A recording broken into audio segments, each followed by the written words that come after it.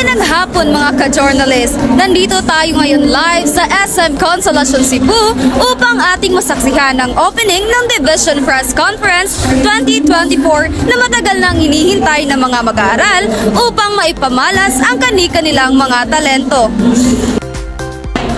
Ang press conference ay isa sa pinakasikat at kawili-wiling kaganapan sa ating bansa. Ito ay matagal nang inihintay ng mga mag-aaral. Ako si Roslyn Lara, ang inyong MARP News Anchor.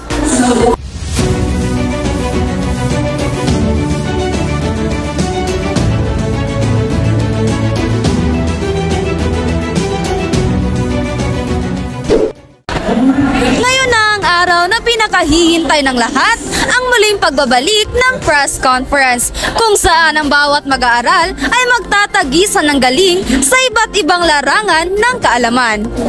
Kasalukuyan ang ginaganap ngayon ng event at ang lahat ay nasasabi kung anong mga pasabog ang kanilang makikita habang nagpapatuloy ang kaganapan. Upang mas masubaybayan natin ang mga pangyayari sa event, tutukan natin si Alison Tariao para sa mga karagdagang detalye. Magandang hapon mga ka-journalist. Ako ay kasalukuyang nandito ngayon sa SM Consolacion Cebu upang masaksihan ang muling pagbabalik sa matagal nang hinihintay ng mga estudyante matapos ang matinding epekto ng pandemya. Walang iba kundi ang Division School Press Conference 2024, araw ng Sabado, ika-23 ng Marso, taong kasalukuyan.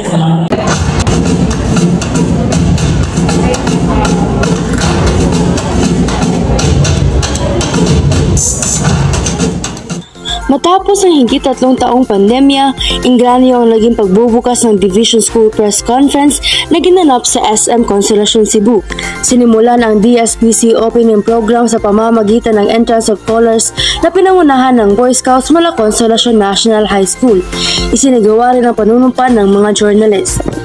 Nagsama-sama ang mga journalist mula sa iba't ibang parte ng Cebu, hindi lamang upang makipagkompetensya, kundi upang patunayan din ang batang mamamahayag na ito ay maaaring mag-ambag ng maraming bagay sa ating komunidad. Higit na kasiyahan na darama ng mga estudyante sapagkat muli na nilang may papamalas ang kani-kanilang mga talento. Ako si Alison Peter Yao, your MARP News Reporter. Maraming taon na ang nakalipas simula nung nahinto ang press conference dahil sa pandemyang kinaharap ng ating bansa noong taong 2019. At sa wakas ay ngayon na ang araw ng pagbabalik ng event na ito. Samahan natin si Angelo Maglangit upang alamin ang nararamdaman ng mga coach at ng mga estudyante na ngayon na ang opisyal na pagbabalik ng press conference. Magandang araw sa ating lahat. Nandito ko ngayon sa SM Consolacion Cebu kung saan opisyal na nga nagsimula ang DSPC. Meron akong mga inihandang katanungan para sa mga partisipante at coaches na nandito ngayon.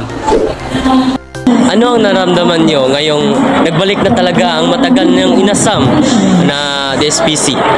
Nakakatuwa kasi aside sa mga kaalaman na makukuha ng mga bata, ang ganitong event ay talagang pinupush ng ating departamento sapagkat may malaking ambag ito sa ating komunidad. Isa na dito ang pagpapatuloy na paglalaganap ng tamang mga impormasyon sapagkat kung wala ang mga ganitong bagay, hindi natin ituturo sa mga bata, paano na lang sa mga kinabukasan, di ba? So, nakakatuwa at excited talaga ako para hindi lang para sa aming mga estudyante kundi para sa lahat ng Cebu Province. Thank you so much. Ang nararamdaman namin is sobrang saya kasi nababalik na yung journalism. So, experience na namin ulit ang DSPC. Yeah. Narinig na natin ang kanilang mga kasagutan, meron talagang kahalong excitement at saya. Muli, ako si Angelo Maglangit, your MARP News Reporter. Masaya at excited ang lahat dahil sa wakas ay opisyal na ang pagbabalik ng press conference. Ngunit hindi magiging matagumpay ang event na ito kung wala ang opisyal na deklarasyon ng ating School Division Superintendent na si Dr. Senen Priscillo P. Paulin. Ating tutukan si Asidel Batukan upang mas makilatis natin ang ating School Division Superintendent. Sa paghahangad na gamit ang kanyang mga nakasanayan sa pagtuturo sa kanyang mababang bahay. Ipinapahayag niya ang kanyang mga interes na mag-apply ng isang senior high school item sa isang paaralan. There will only be 200 who will make it to the top spot. But that is life. Life is a competition. Sometimes we're up, sometimes we're down. Sa Humanities and Social Science o HUM-strand, naniniwala siya na ang kanyang kakayahan na magturo at mamahala ng mas mature at mas complex na grupo tulad ng senior high school at nagpupuri sa vision ng unit sa pag-promote ng globally competitive future professionals.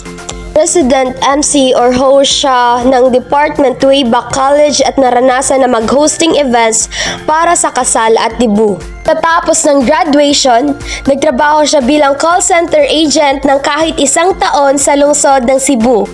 At higit pa ang kanyang verbal linguistic na kakayahan noong taong 2013.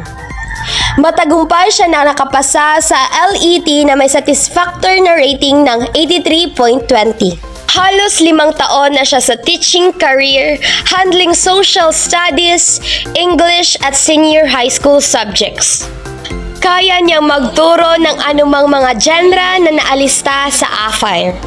Interes niyang gustong mag-isip ng outside the box ang mga mag-aaral at mag-stimulat ng kanilang critical thinking facility. Good afternoon, Doc Pauline. Ano ang may papayo mo sa mga campus journalists ng Division ng Cebu Province tungkol sa paglaban sa social injustice na nangyayari sa ating bansa? All journalism, for that matter, is responsible journalism. And although we say that there is freedom in journalism, but it should not compromise relationships, respect. And I think that should be always upheld. More than winning, and more than taking the top spots in the different categories is number 1, enjoy, and always remember that campus journalism is responsible journalism. Their journey inspires us to reach greater heights, reminding us that perseverance and dedication pave the way to remarkable success. Atin ang nasubaybayan ang opening ng Division Press Conference 2024. At yan ang aming MARP Journal Report para sa araw na ito. Muli, kami ang MARP Camp Journalists!